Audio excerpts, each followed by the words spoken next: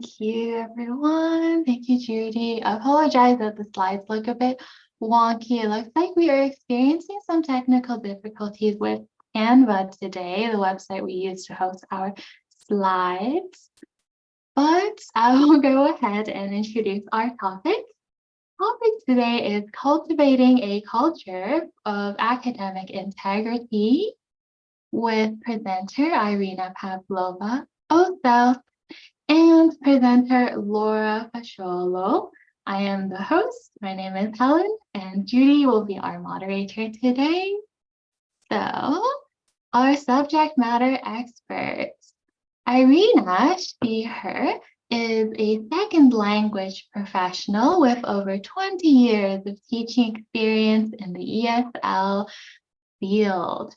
Originally, she comes from Ukraine, where she completed her undergraduate degree in English language and literature. Iryna also holds a Master of Arts degree from the University of Waterloo and a Master of Education degree from OCELT, University of Toronto. Over the years of her career, Iryna has taught general ESL classes, occupation-specific language classes, enhanced language training, employment preparation, business communication, as well as business and academic writing classes. Presently, Iryna works as the Academic Integrity Facilitator with the Academic Integrity Office at Sheridan College. Laura, she, her, is a knowledge mobilization specialist with the Schulich School of Business at York University. Laura holds a Master of Education in Curriculum and Pedagogy, as well as a Master of Arts in Cultural Studies and Critical Theory. In research and professional practice, her work centers on holistic design, authentic pedagogies, and care ethics. Currently, Laura serves as the Ontario Advisor for the International Centre of Academic Integrity, Canada, or ICAI, Canada. So thank you so much, Iryna and Laura, for joining us as the subject matter experts today. We are very excited for this session. For this session, we are going to start off with an introduction question, and then move on to conversation and discussion questions, followed by finally our breakout room activity question, where everyone will be put into a breakout rooms and you'll have an opportunity to really talk to each other. And then after the breakout, we'll reconvene in the main room where you can share your ideas. So with our introductory question, we'll be sharing the question and welcoming our subject matter experts to answer first. And then afterwards, we'll open up the floor to our audience to see if anybody would like to share thoughts. Again, I apologize, the Canva looks very strange at the moment due to our technical difficulties, but let's start off with this introductory question. What do the terms academic integrity and equitable pedagogy mean to you? How are they connected? Perfect. Iryna and I just wanted to set the stage for our dialogue today by giving some of the definitions to those concepts. So academic integrity and equitable pedagogy. So Iryna, did you want to share the first definition? Sure. Hi, everyone. Happy to be here and welcome to our TESOL dialogue session. So just to set the stage and make sure that everyone has the same understanding of the key concepts, I'd like to explain what equitable pedagogy and academic integrity mean to me as a professional. So to me, equitable pedagogy is about an understanding that students come from different learning environments and learn in very diverse ways. Their learning experience is often influenced by different cultural backgrounds and different education systems that they were exposed to prior to coming to our classrooms. Equitable pedagogy requires shaping our teaching strategies according to our students' needs, and that includes culturally relevant learning materials and assessments, engaging teaching materials, and also creating an atmosphere where every student can learn. So creating opportunities to construct knowledge of the local culture, and also learning about the concept of academic integrity is important, and is, to me, is part of equitable pedagogy, because the concept of academic integrity may be foreign to some of our students, or maybe they just have a different understanding of the concept. So, Laura, do you want me to define academic integrity as well, or do you want to go ahead with that definition? So, in terms of academic integrity, the International Center for Academic Integrity defines academic integrity as a commitment, even in the face of adversity, to 6 fundamental values: honesty, trust, fairness, respect, responsibility, and courage. And sometimes for our students, I feel these are big words. Explaining what's behind each value is equally important. But in practical terms, academic integrity means doing your work with integrity, citing your sources properly, writing your work on your own, and not submitting somebody else's work as your own, and just doing your work honestly. Thank you, Laura. I'll pass it over to you. Well, I think we would like to open that up to the audience as well. How do you see these two concepts as connected? Perfect. So the question is added to the chat. And of course, if you would like to unmute yourselves and approach the question, that would be wonderful. You can obviously turn on your cameras, or you can definitely use the chat function if you choose to use the chat as well. So I will pass the floor to whoever would like to jump in first, and you could totally raise your hand using the raise hand function as well if you would like. I see Daryl has unmuted. Go ahead, Daryl. Good morning. Integrity, basically it's the quality, I'm quoting from Longman, the quality of honesty and strength about what you believe to be right. But it's a very relative term, because if you look at what you mentioned, honesty, trust, fairness, respect, courage, etc. I think it's what is honesty, and we all come from different parts of the world maybe. Do we all have the same concepts of what honesty is, based on nature and nurture, etc.? But living in, let's say, in an institution in Canada, it also means abiding by the rules of academic integrity in whichever institution you are. And that would come in at the beginning of a course. And it's a matter also of acceptance. If I get angry because I come from another place and I don't quite agree, I have to also use control and respect and abide by what they're doing, and also find out exactly what they mean. So what I'm saying is, it's academic integrity is even more difficult nowadays because of the ability to do a project and to pull up so much from the internet. It's a very gray line as well. So that's all I'm saying. It's a matter of being motivated and wanting to abide by the rules of the institution you're in, and also liking it and loving what you're doing, and not getting and being nice. This is what I'm not quoting from myself, I'm quoting from a student. Do you know what I mean? Do you understand what I'm saying? That academic integrity is probably seen in different ways by different people, but following the rules is very important wherever you are, to which institution you're attached. I should have said it in one sentence, my apologies. No, you're all good, Daryl. That was an amazing response. Thank you. We have Sean, who has raised up their hand. Sean, go ahead. Okay. So good afternoon, everyone. I agree with what Daryl said that academic integrity is based on where you are. Um, and just to add to that point, from my own experience, academic integrity for me is that students doing their own work. Because for some students, whether it's educational background, cultural aspects, some of them believe that, oh, this is better than what I can do, therefore I should submit this.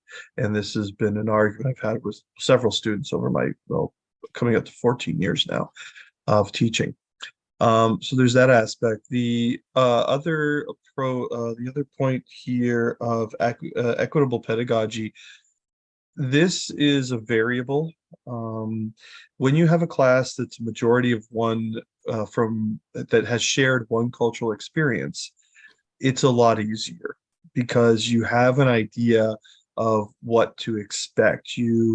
Because you've been working with that. Because for me, initially, my early career, I dealt a lot with East Asian students, particularly from China, mainland China. And then now I deal more with South Asian students across the South Asian diverse area. So it's a bit easier to understand that group because it's one cohesive group.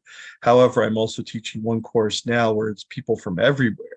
And so how can you do that? So I would say there's a certain amount of understanding when there's a large group at play, because that group sometimes isolates itself or finds comfort within the academic experience with others from their own culture.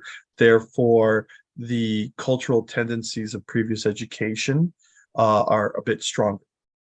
However, when you have a very diverse group where there's like, say, 2 people from one country or like 3, there's more of a willingness to be open to, okay, I need to adjust. And so in order to move forward, I'm willing to take in the cultural integrity, identity of the place that I'm in.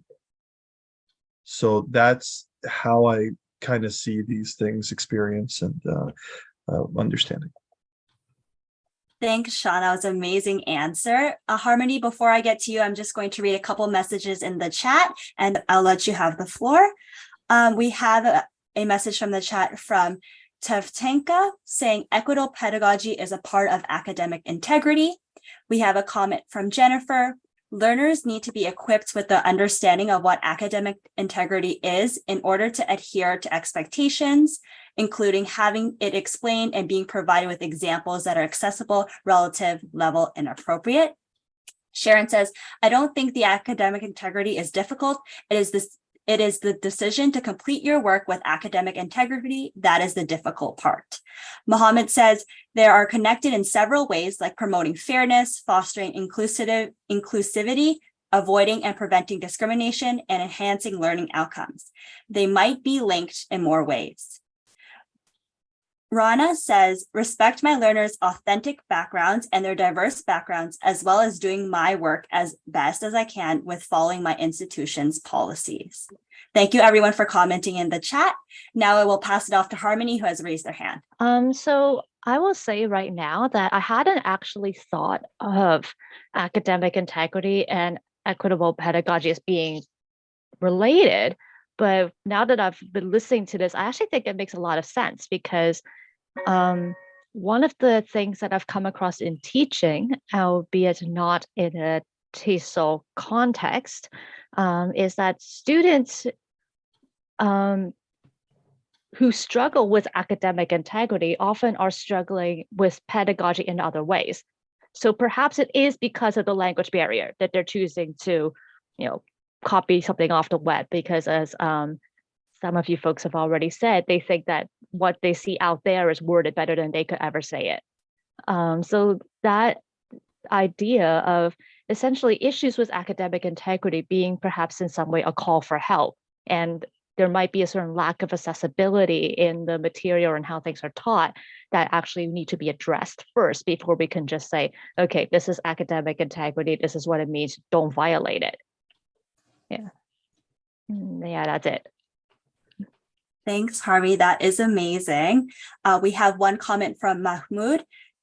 They say equitable pedagogy is about an inclusive teaching strategy to engage all students. Thank you, Mahmoud, for your your answer in the chat. If anyone has any other thoughts to share, feel free to share it in the chat, or you can definitely unmute yourselves. That would be fantastic.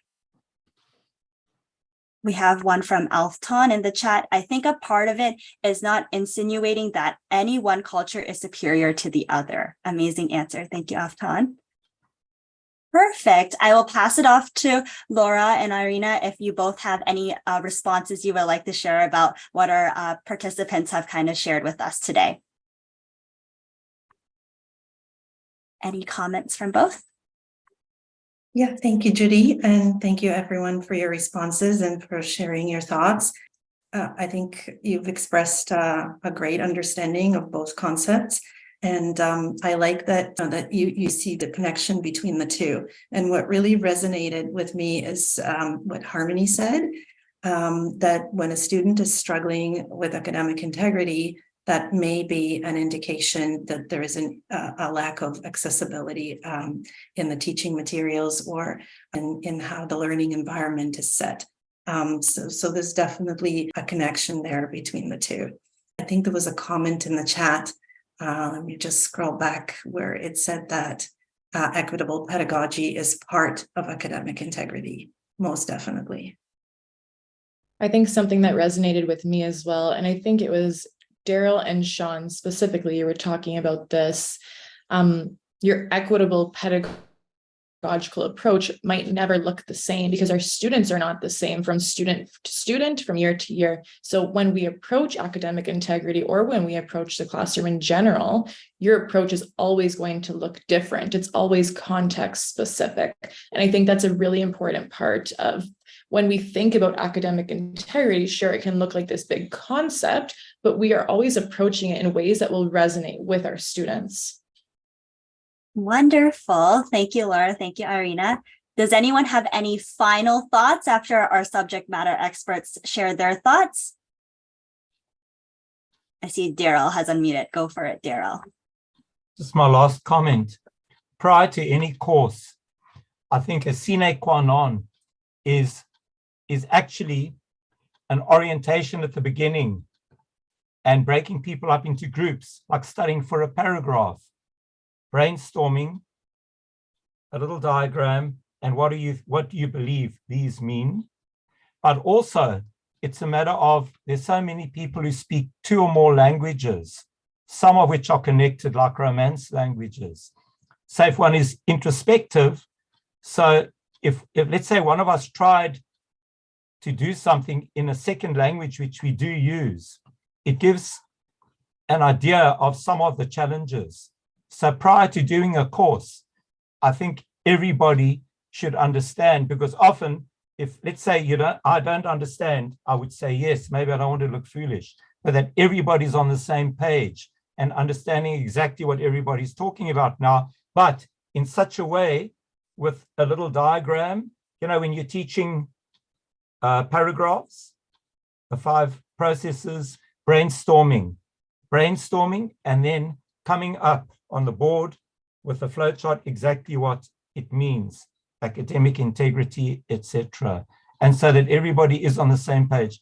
I know that, well, I'm sure that when I was studying a 3rd language, I must be honest, I knew very little. I didn't want anybody to know.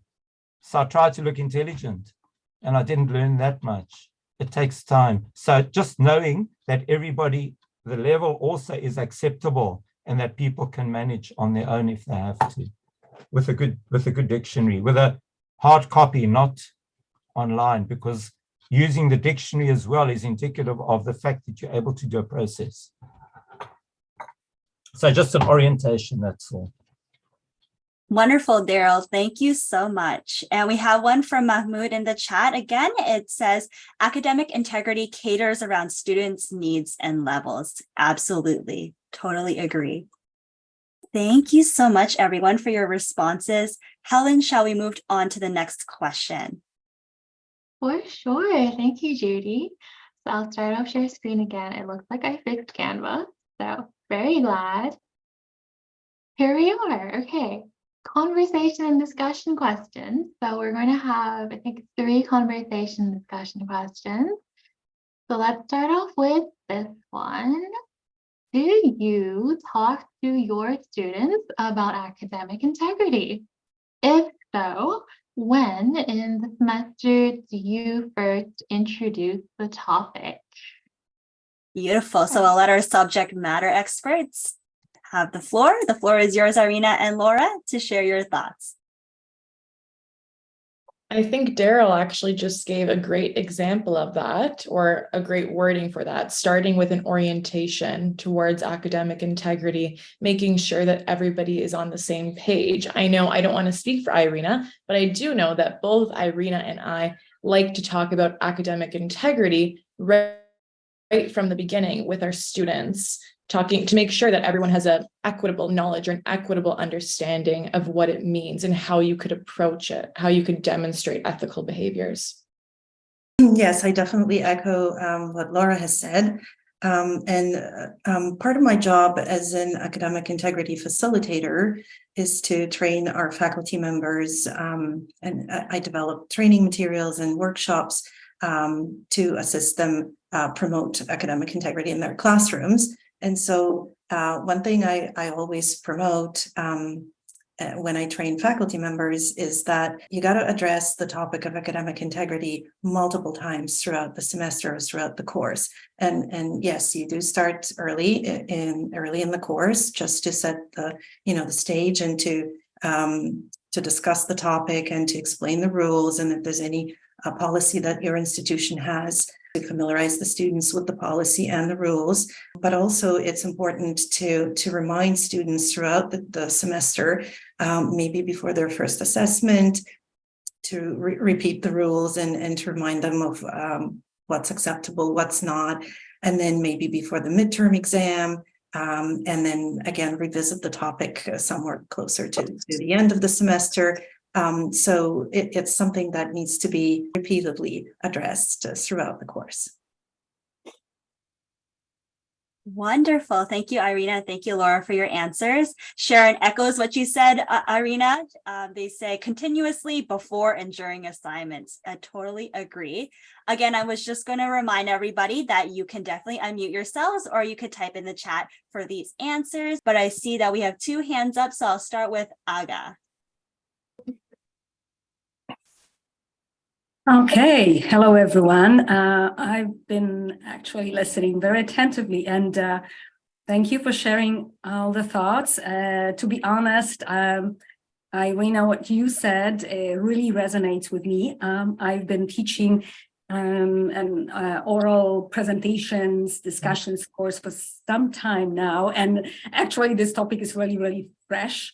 I have had a few cases of students not actually following through with what I presented at the beginning of the term. So I personally, I do not feel they are doing it intentionally, not necessarily intentionally, but they do need reminders throughout the term. They need examples. And even though I did have a bit of orientation at the beginning, I found that, for example, for self-reflections, 2 students worked together and they basically submitted the same, for a self-reflection. I would never imagine that something like that can happen, but it did.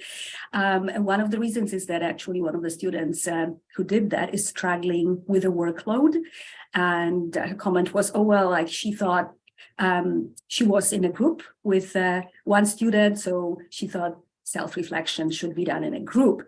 So I believe I specified very clearly in my instructions, and I thought it was self-explanatory, but maybe I need to revisit my instructions and just keep reminding the students, right, that that's not appropriate. And even today, I showed in my class a few slides from presentations, the slides without citations. The slides were evidently, some sentences were taken directly from websites, right? So I used it as a teaching moment, right, to reteach what was covered. And I thought it was obvious. I do not have too much time to cover academic. I do cover it, but it's just, we always cover so much, right? So I use any opportunity I have, right, to keep reminding students. And these were not serious cases, but cases of, even a statistic, right, not paraphrased and not cited properly. So yeah, the revisiting, right, and reminding the students, I think is what we need to do. And I do believe that quite a few of them do not take such actions intentionally, right? It's either them being overburdened, right, taking too many courses, right, or not necessarily focusing on this point. Oh yeah, I have to paraphrase that, right, for example. And I think I have used enough of my time. So yeah, in full agreement with Iryna. Thank you, Aya. That was an amazing response, and I could totally relate to the stories that you have shared. Amazing. I see Mahmoud has their hand up. Go ahead, Mahmoud. Hello, everyone. Actually, the whole journey that you start in the classroom, my opinion is that when you set the floor for your students and to get to know your students, it's just like when you are on board and you are just traveling. So the first thing they tell you about the safety issues on the plane, right? And you have a complete, right, description of the procedures that must be taken in case of emergency. So, and also when you start this kind of orientation or introduction in your classroom from the very beginning of the semester, we are talking about different levels of ESL classes. So if I'm talking according to my experience at the University of Windsor, when we have the English language improvement program, right away from the very beginning of the semester in the first class, all students from different backgrounds, they receive what is called a contract of participation, where you have the guidelines of all students' behaviors in handling academic matters, whether it is for exams, whether for interaction inside the classrooms, on the behavior policy, the terms of integrity, the terms of respect, mutual respect, don't use the prerogative language, this and that. So when you set the floor and the scene for all your students, right, and you get them on board as if you are giving them a kind of roadmap to the whole journey through the semester. If any issues arise, now and then in the classroom by individual students, in some cases you can adhere and respond to that, let's say, situation either individually according to that student's behavior or reaction, or just make it a kind of general talk about a behavior with anonymous person, right? So as to instill and refresh their memories about the contract that they signed of participation. This keeps everybody on track, keeps everybody and know their jobs and tasks. And especially, when you talk, for example, from different backgrounds, at the university level, some students, they might resort during the final exams or midterm exam to some sort of plagiarism, for example. That kind of attitude plagiarism, right? It is also addressed in the participation of contract, the contract of participation, in which they know what are the consequences of this kind of cheating, right? So the meaning is, or the bottom line of introducing the whole thing at the beginning of the semester is to make everybody aware of their journey from day one to the last day of the semester. This is what I wanted to say. Wonderful. Thank you, Mahmoud, for that response. No problem. Karen, before I get to you, I will just want to answer some of our comments in the chat first, and I will get to you right after. So we have one from OCELT who says, it feels like I never stop reminding my students about academic integrity. It really shouldn't be this hard.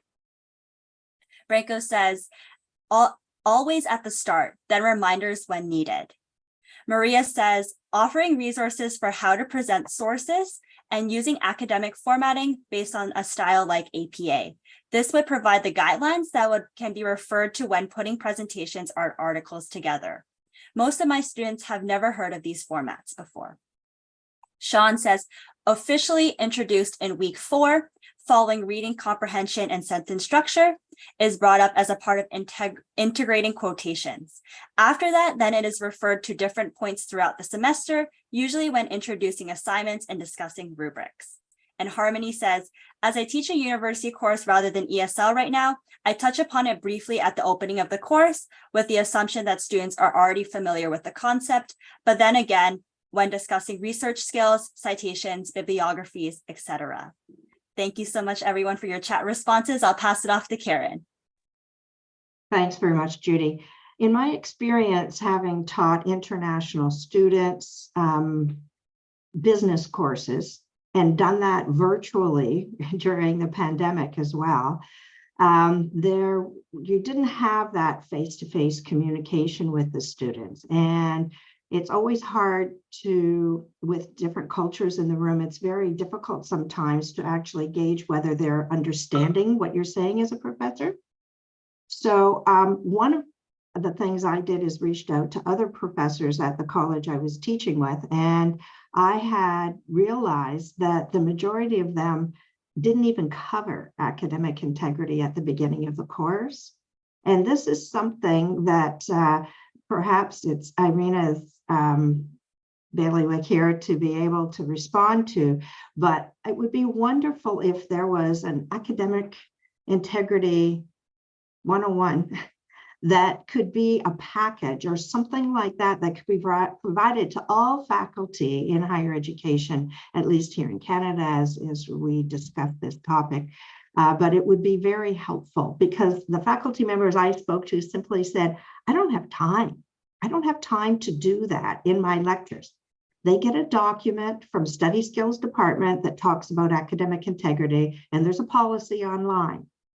But I found with the students that I was teaching, and they were mostly from India and other areas in Southeast Asia, we're not used to doing the academic integrity citations and all of those expectations as we are here in our culture. So I just wanted to share that and wonder if something like that might end up being available to all faculty members. It would certainly be helpful. Wonderful. Thank you for sharing, Karen. Laura and Iryna, I will save that thought for the end. I will allow Reza to share their thoughts, and then we'll jump to you.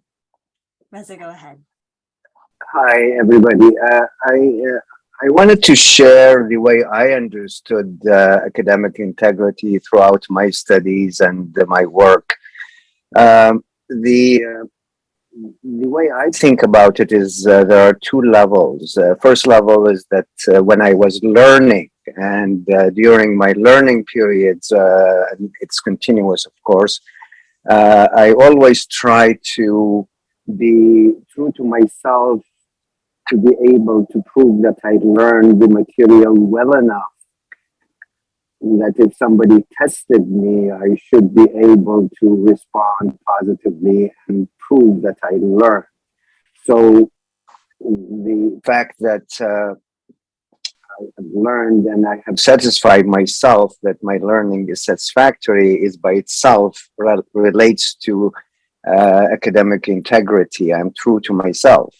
And anybody can test me for that. The second level is when we participate to the progress of science and knowledge. And when we write essays, and the way I understood it, and everybody told me, my professors told me all the time, that you can always cite everybody else's work.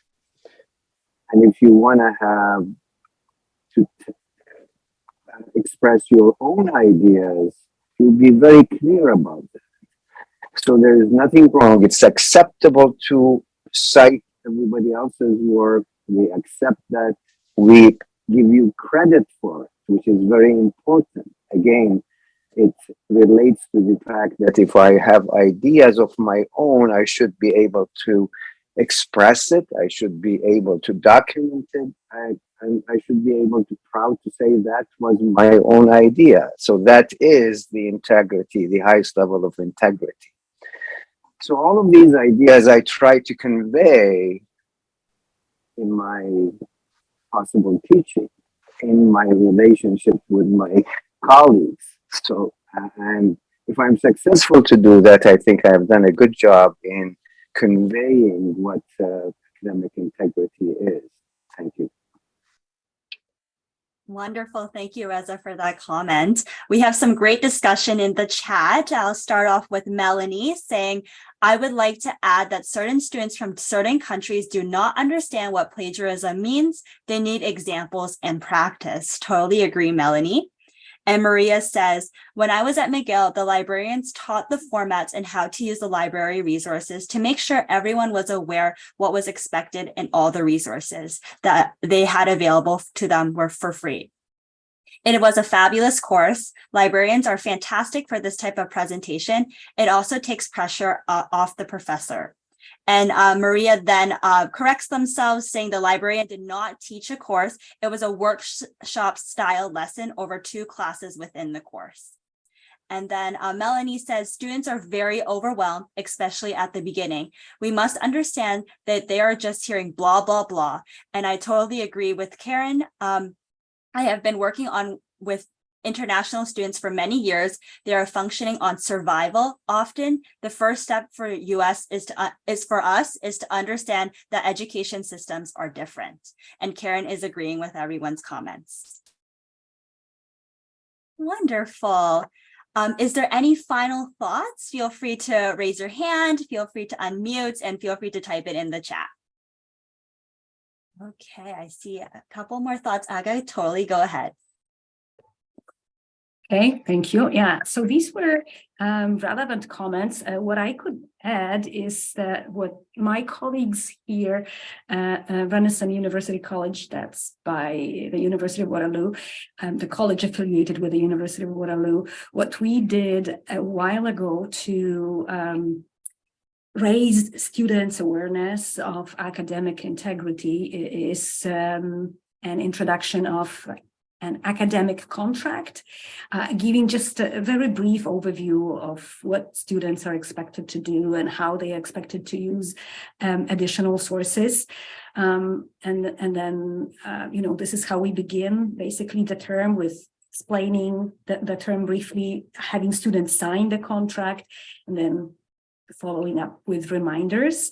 In terms of graduate students, at the University of Waterloo, they do take an academic integrity module. They have to take it, they have to pass it. So that's something that instructors do not have to worry about. Well, of course, when I teach graduate level courses, I do reteach some of the concepts, but they are expected to have a good understanding of the concepts. So I think it would be good to have something comparable, and this is aligned with what we've just heard from some of the comments in the chat, having some sort of workshop mandatory for all students, which have to use sources, right? So whether it's academic students or ESL students, if they have to use additional sources, having such a component outside of our courses might be useful, because as some of you noted, we are often really busy trying to cover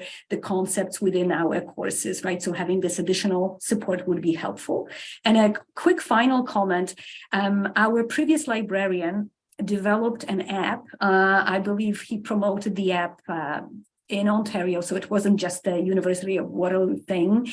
It was a cell phone app focused on academic integrity, right? So his idea was, all students can go through a bunch of questions, go question and answer kind of approach in a funny way and not necessarily, school related. That was a way of promoting this understanding of the concept of academic integrity, right? And taking it outside of the classroom, right? So there are a few ideas that could be used to help the students actually understand what is expected. As Daryl said, yes, these concepts of how I develop my ideas, how I support them might be different culture to culture, but once students are at a specific institution or school, they should have an understanding of what is expected in this particular environment, right? So for the particular institution, having a set of tools to help the students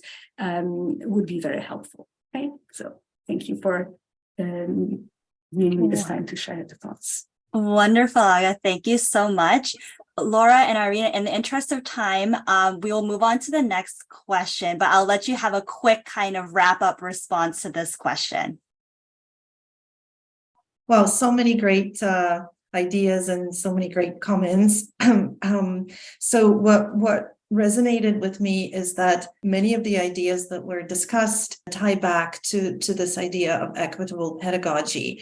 For example, what Mahmoud was referring to, creating a contract or setting the rules together with students. It's important to engage students in the process and setting the rules. All of that is part of equitable pedagogy. I just want to comment or answer Karen's question. I can share what our college does. We have the academic integrity tutorial, which is a self-study module about academic integrity that is embedded into all core first-year courses. So all of our first-year students do go through the tutorial. It is also available to embed into any other course on faculty members' request. That helps a lot. And we often hear the same comment from our faculty members where they say, I don't have the time to address academic integrity in my class. I have so many topics to cover in my curriculum.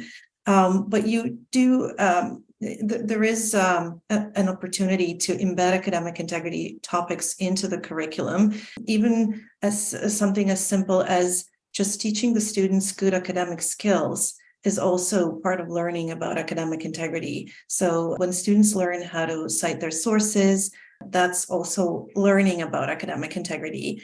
And when Aga was talking about collaboration or lack of understanding of what ethical group work is, that is also something that could be addressed, for example, in the assignment instructions, right? What's acceptable collaboration for this particular assignments?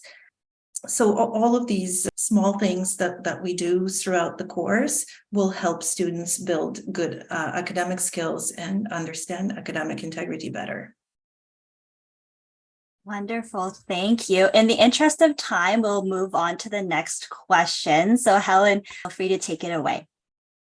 For sure, I'll go ahead and share our next question. Our next conversation and discussion question is, what are some practical strategies or small-scale approaches that you use in the classroom to equitably engage students into the topic of academic integrity?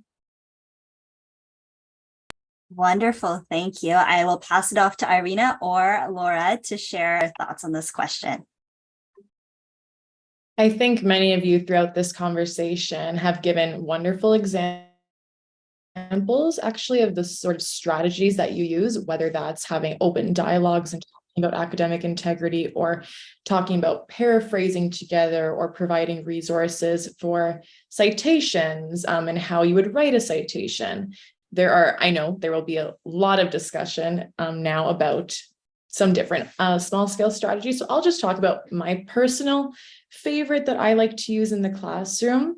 And I think a few of you have echoed this as well. I like to really engage my students actively. So use active learning pedagogies when I'm talking about different academic integrity concepts. So like Iryna was just mentioning, sometimes it's not about teaching academic integrity. I know there's been discussion, like I don't have time to teach it, or it doesn't come up in the curriculum. But for example, if there's an assignment where a student is required to paraphrase, what I would like to do in that particular lesson would be sort of like an active learning example of what might this look like. And that's my way of approaching it equitably. We're doing something together, we're learning together, we're on the same page about how paraphrasing will look ethically in this classroom. So I like to engage my students on a small scale actively with different assignments and activities that we do together to think about academic integrity and ethical approaches to our coursework. Wonderful. Thank you, Laura. Iryna, would you have anything to add? Sure. So some of the things I'll just repeat what was said before, but I'll summarize. So first of all, including or setting clear guidelines in the beginning of the course and also prior to any assignments or assessments is important. Maybe providing resources or some direct links to referencing and citation resources, introducing students to APA or MLA citation style, and also making those expectations clear on the assignment instructions. I also find that understanding or learning more about your students and their personal context, so building that rapport with your students also helps faculty members or teachers make equitable decisions. So when you know your students well, and when you know their struggles or maybe some of the reasons, like Aga was mentioning, that students are sometimes under a lot of pressure, or they're facing some difficulties at home, or they're just settling in the new country, all of that knowledge will help you make equitable decisions and assist your students to the best of your knowledge and ability. Also, think about how your assessments are designed. Maybe it's worthwhile redesigning some of the assessments from a more culturally responsive perspective. So all of those things will help. Wonderful. Thank you, Iryna. We'll jump straight into the response. I see Harmony has their hand up. Go ahead, Harmony. Okay, there's one that, first of all, I actually put in the chat already because someone was talking about resources. And I personally recommend, I can never recall if it's called Purdue Owl or Owl Purdue. Okay, but I think if I see some people nodding, okay, I think everyone knows what that one is. So that's a great site for all these different sort of citation referencing styles. It's really up to date. So what I do is, because the course I teach uses Moodle, I just put that right at the top of the page. And I tell students, if you want to know how to format the citations or references, just click that. It has everything. But I think another thing that I do, again, to provide context, I am teaching a university course as opposed to ESL, is actually just to model it myself. So in my PowerPoints, if I'm quoting from the text they're reading, I include citations. I include that works cited page at the end of the PowerPoint, and I make sure the students can actually see it, especially that works cited page at the end, and they know it's there and they can refer to it. So I think it's the idea of modeling that behavior would reinforce to the students that, yeah, this is how you would go about doing it. Wonderful. Thank you, Harmony, for that response. Rita, you may go ahead. And I wanted to agree with Harmony in terms of referring the students to the citations and such. In the past, if I've given students anything to read, and then of course discussion and what have you, I always try to make sure that I point out to them that at the end of the articles, there are always some citations that they should try to make note of, so that they just get into the habit of looking that this isn't just something that they could adopt as being their own work, but that understanding is that you can paraphrase, use a lot of the information, but make sure that you're aware of paraphrasing. And actually the interaction that Laura, you were talking about, I really agree with that you try to engage them and even paraphrasing each other when they're doing, I did mostly a listening and speaking class where we'd have a lot of discussion. And verbal paraphrasing, as well as, the written paraphrasing, is also very important as well. So that, we understand and they understand that there must be credit given to where it's due. Thank you, Rita. No worries. We have some comments in the chat. One of them was Maria talking about a strategy. I think a good example would be to use one of the students' work and give someone else in the class credit for it, and then give a prize to the student. That will resonate with the consequences of plagiarism and ethical behavior. Sometimes experiencing the feeling of injustice makes more sense and can cross cultures and previous learning pedagogy. Injustice is something most, if not all, students relate to. And Harmony questions Maria's response, saying, would that be ethical though? And Maria explains that it is ethical if it is explained. I wouldn't give credit and prizes to anyone. It would be to illustrate the point. Melanie comments, it is not even with international students. Frustration occurs overall that some students don't even read emails, let alone links to resources. So I strongly believe that especially artificial intelligence, ChatGPT, is an enormous issue. And yes, I have opened a new can of worms, and maybe Western education in general needs to examine how we can and need to do things differently. Absolutely, Melanie. Thank you. And Monzona says, I think it is also very important to give feedback effectively to students when assessing their work. Feedback with respects to citations, paraphrasing, etc. is very essential. Some students may not be too clear, especially those coming from South Asia. And then Harmony says, personally, I would like to present this to students in terms of what's in it for them. This is your chance to show off what you've learned. Thank you, everyone, for your comments in the chat. I'm going to open the floor to any final comments about the question. Hi. Mahmoud, go for it. I don't know what comes to my mind. The saying, if you teach a man, if you feed a man, if you give a man a fish to feed him for a day, is different from teach him how to fish and you will feed him for the lifetime. This is the Chinese, I think, Chinese saying.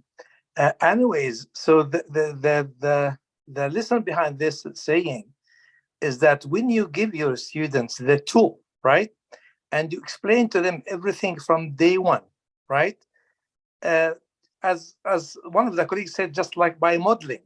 So you lead by example. You lead by example. You set the example, right, and share this with all your students. And you know that everybody is on board. In case of anybody is falling behind and making any mistakes or resorting to some sort of, bad practices from their culture or from their past, and they just use it in the Canadian culture environment, we have to be very considerate and to explain this to them if they fall at a certain point in the tracks with their cultural background in terms of, for example, plagiarism, behavior inside the classroom, and so on. So we have always to be very conscious about our students' needs and behaviors. And the key word is really respect, mutual respect, reciprocal respect. That's it. Thank you, Mahmoud. That was a wonderful response. I just saw Maria just pop something in the chat. I think the elephant in the room here is that there are some students who understand all of this, but actually don't care. If they can get away with it, they will. There are students who pay others to write their papers for them. This is a character issue rather than an equitable pedagogy or not understanding academic integrity. They just want to finish the course and get out. Thank you, everyone, for your responses. This is amazing. In the interest of time, I'm going to let Laura and Iryna jump in to give their responses. Thank you, everyone, for your comments. What Mahmoud said really resonated with me. I think mutual respect is absolutely important, and what I would like to add to it is that any internalization of ethical behavior or any new knowledge requires time, right? We know that learning something new takes time. So internalizing the concept of academic integrity is a process, and it's not going to happen over 1 or 2 classes. And so I think being explicit about the expectations for ethical behavior in every class or frequent throughout the semester is important, and openly discussing these expectations and defining what ethical group work means or how not to plagiarize and why it's important to cite your sources. All of that eventually will build that knowledge and understanding. So I believe having the patience to wait and assist your students to internalize these concepts is equally important. I was just saying that I think the 3 things that have really stood out to me from this conversation, the importance of modeling for your students, being a role model of academic integrity, transparency around resources. I think Harmony was referring to that before with Purdue OWL. providing resources for students that could be helpful. That's another equitable approach, to have those resources and have access to resources. And then I also think one thing that's been implicitly mentioned is talking about how students are accountable in academic integrity, maintaining that and upholding that. We do have a personal stake in academic integrity. For example, I remember I was giving a workshop to a group of engineering students about academic integrity. And when we think about the concept, that's why I like to think about it in terms of values over work sometimes, because it's not just about integrity in the classroom. When we're practicing ethical behaviors in the classroom, we're practicing for really what happens after school. How do we actually translate those behaviors to real life? For engineering students, it's like you wear a symbol of integrity when you graduate with an iron ring.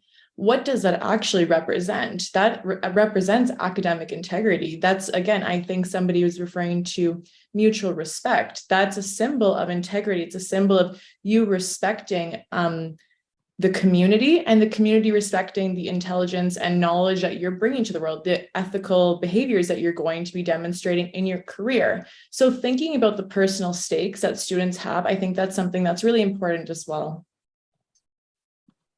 For sure, Laura. Thank you so much. I will pass it off to Melanie to give final thoughts. Go for it, Melanie. Oh, that's big pressure. Final thought. I'm not going to turn my camera on because I have like Bay City Rollers hair today for some reason from the humidity. But I want to sort of piggyback on what Laura said. I've been teaching international students for years and years and years, new immigrants to Canada, and I agree with her in terms of what does integrity mean. And I know I've had colleagues say, I don't have time for that. I don't have time for this. I don't have time for that. But what I find has really worked for me is to take the time, what everybody said, to know your students, but also create assignments where they can't cheat in terms of personal reflections. And if you do that at the beginning and you get to know them and you get to know even their writing style or how they speak or things like that, it gives you sort of an avenue to say, listen, like, this doesn't sound like you. This doesn't sound like you're writing. Like, what happened here? And instead of punishing them and giving them 0 or whatever, I always sort of have a chat with them and say, listen, like, can we get a second chance here? Like, I'm all for second chances. Are you willing to do it the way that it's expected in the West and all those things? Because I find they just don't know. They just don't understand. And we can throw a bunch of links and paper and words and stuff like that. But I think it's really, as Laura said, reaching them personally. And it does take time. And people say, I don't have time in my curriculum and this and that. And my response is, how could you not have time? It'll make the rest of your semester so much easier and you won't be battling these things. So I just wanted to say that as a person who teaches many different types of courses, that it is possible. And maybe I'm ending it on a good note, because it is a huge frustration. And now with Chat GPT, oh my goodness, they can even plagiarize references, you know? So I don't know the answer to that one, but I think having faith in the students and getting them to describe what words like integrity and those things mean in their culture, you can make a connection with them that they can try to understand why it's important in the West and why we do things the way we do in colleges and universities and high school. So that's all I wanted to say. Thank you. Wonderful, Melanie. Thank you so much. We had many amazing discussions in the chat with Harmony talking about another elephant in the room, being writing assessments should not exist in a vacuum. One thing that I do is to make sure students have done writing in person in class before they need to submit anything prepared outside of class for grading. This is a subtle hint to students that as an instructor, I already know what their voice is like, which may discourage ghostwriting, AI writing, etc. And I see a lot of people are agreeing with Harmony's comment. Thank you so much, everyone, for your comments and for the wonderful responses. In the interest of time, we'll move on to the last question. Helen, take it away. Thank you, Judy. Okay, let's visit this last conversation question before we go to our recovery question. For our question, we have, does the institution where you teach provide any types of academic integrity support and or resources? what types of supports and or resources would you like? Wonderful. Laura, Iryna, same thing. The floor is yours. Well, at Sheridan College, we have wide variety of academic integrity supports and resources for both our faculty members and for students. So we host our resources on the Academic Integrity Office central page that is accessible to anyone working at Sheridan. These resources are grouped according to particular needs throughout the semester. So we have different faculty guides, for example, dealing with different types of breaches. We will actually share some of these resources with you after the session. So we have a number of different faculty guides. We have the academic integrity tutorial that is available to our students. We do have resources that faculty members can use in their classrooms. We have different classroom activities. We have a Kahoot quiz that could be done in class, for example, or we have some email assignments that faculty members can bring into the classroom. We also have videos for students addressing different academic integrity topics. In addition to that, we have the infographics that could be also shared or on our learning management system in the form of announcements, or they could be brought into the classroom and discussed with students. So we have all types of different resources that we use. We also do classroom visits. We have our academic integrity ambassadors, who are usually senior year students. And we find that that peer-to-peer connection really works when they come and talk to their peers about academic integrity. So these are the types of resources that our college has. Thank you. And what I'll just add to that as well is that your institutions may look very different. Sheridan is very lucky to have somebody like Iryna to have a central academic integrity office. I've been at several institutions, and often that's not the case. Sometimes your institution centralized office will just deal with the paperwork or the academic integrity breaches.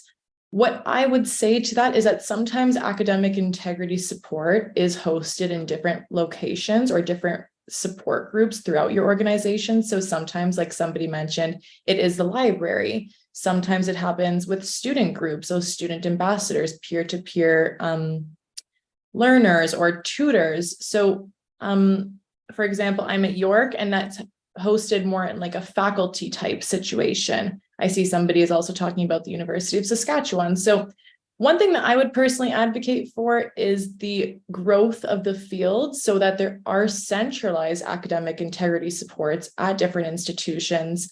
And I know a few of you as well, I'll just say quickly, have been advocating for or asking about an academic integrity 101.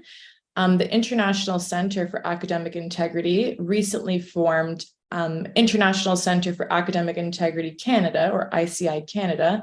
That's something that I am personally, that's a group that I serve on. I would love to bring that recommendation to them of different resources we could create for Canadian institutions specifically. What I will say as an amendment to that as well is that oftentimes a streamlined resource or a package is difficult because different organizations, different institutions have different policies and have different procedures, but that's something that we can absolutely think about. Thank you for your response, Laura and Iryna. At this time, anyone could type in the chat, of course, and unmute themselves to share their final thoughts. In the interest of time, we will only be taking maybe 2 people with their hands up if they would like to speak. I see Alfton has a comment in the chat. The University of Saskatchewan had a program where you can send your paper to a tutor to review. If you send it in advance, they could proofread it and check referencing prior to submission and provide feedback. Wonderful. All righty. Does anyone have any thoughts? Melanie says, there are all kinds of plagiarism checkers. I think the core issue is educating students to really understand what academic integrity really means and the penalties. And in my opinion, that comes with student interaction and direct practice. Sean says at, I hope I don't butcher this name, Contessaga College, we have an academic integrity office that provides videos and activities that can be introduced to students. This is supported by library staff and in-class assignments. The instructor in class can refer to these groups for assistance throughout the semester. Wonderful. These are amazing resources. Mahmoud said the University of Windsor has the academic integrity policy provided on their website for students. This policy emphasizes and it's recommended that you prevent any issues before they arise by making yourself familiar with the guiding policies. Wonderful. Thank you, everyone. Melanie says it takes efforts and resources. By would it be an idea? Yeah, I totally agree with you, Melanie. A lot of it is just resources and getting those resources. Absolutely. Laura, Iryna, any final thoughts from these comments shared? All I would say is that I know our contact information will be shared. If you do have ideas for resources, that open educational resources, I'm sure Iryna and I would be able to consider those and think about how we would be able to create resources for multiple universities or multiple post-secondary institutions to use. And I just wanted to add that, like I said, we will share some of our most popular resources that are used by our faculty members and students. So you can have a starting point to take a look at those resources. Perfect. Helen, I know we are kind of short on time, but we would love to open out the breakout rooms for everyone. So Helen, take it away and share with us the breakout room question. For our breakout room question, we have: consider an academic integrity challenge that you encountered in your own classroom. Based on what you learned today, how could you have better addressed that challenge to equitably approach academic integrity? This is a breakout room question. It's also going to be sent directly through chat to your breakout rooms in case you haven't got it memorized, you don't have it right now. So post in chat, we'll send it to you. Wonderful. I see a question from Aaliyah. We will address that at the end, and we can come back and talk about your question. I will open all the rooms now, and so we will spend at least 5 minutes having conversation, and we'll come back shortly. Thank you, everybody, for joining back. I think everybody's starting to come in. Wonderful to see all the nice faces and cameras. That's amazing. Thank you, everybody. I'm sure there was many great discussions, and I know that we are, in the interest of time, we had to end up the breakout rooms pretty quickly. So thank you, everybody, for your patience. I would love to have maybe 1 or 2 people from each group kind of share their thoughts if anyone has any pressing thoughts. Melanie, go ahead. We had a really interesting room because I was actually with 2 people who are in link programs. So we went to generalities, I think. And so we had it because I've also done ESL, so I understand all the CLB levels and not just, university or college. So we kind of came down to a discussion that if you make it relevant to the student, and then again, this happens in, all education streams, is if you are a good teacher, good professor, whatever, the importance, it's like the kid who asks why. If you give them the why, right? Why do I need to do this? Why is this important to my life? Why is this important to getting a job? Why is this important to communicating in a Canadian society or fitting in? Because I know a lot of my university and college students, they don't say their biggest worry is academic. It's fitting in, right? And getting a job. So it's the why. If you give them the why, and again, you take the time at the beginning and really understand, like, why are you here? What do you want? What's your goals? That kind of thing. And you explain to them, this is, if you just translate everything, if you just copy everything, you are not going to fulfill your goals of being a good employee or being a good student. And this is the why. So we had a big conversation about the why. And it doesn't matter if it's a Syrian refugee woman who isn't planning on going to university, but doing her groceries is really important, to someone who wants to get their PhD, right? It's the why. So that's our conversation. Thanks. Right. What an amazing one. Anyone else want to share their conversations they had in their breakout room? Yes, Sean, go ahead. Okay. Basically, a couple of us didn't have specific examples, although we shared, talked a little bit. I think we kind of came down, maybe not so much the why, but we're kind of looking at perspective.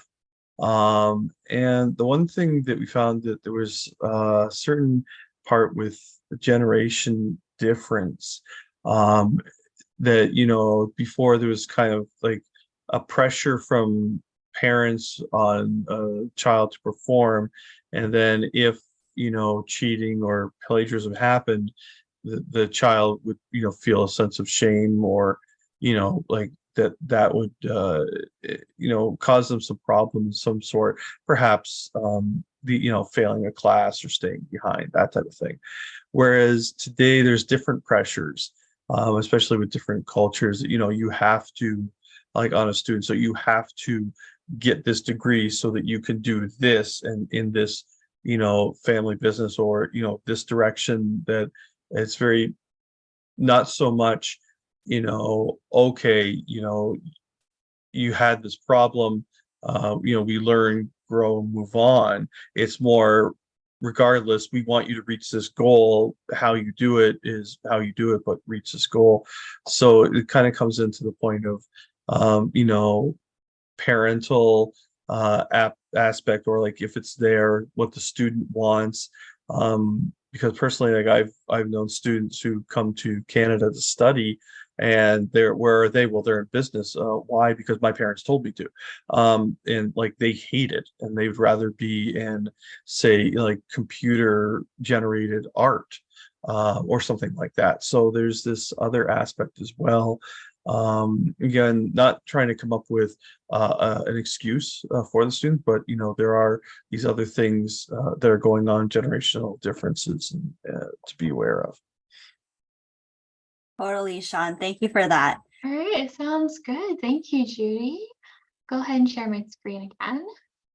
Okay, so here we have, thank you, Iryna and Laura, for being our subject matter experts today. We have some contact information for Iryna and Laura. Here are their emails. I'll go ahead and post them in the chat as well. If you would like to reach out to them, if you have questions, please feel free to email. And then other than that, we are all good to go. Thank you so much, everybody, for participating today. And thank you to Judy and our subject matter experts.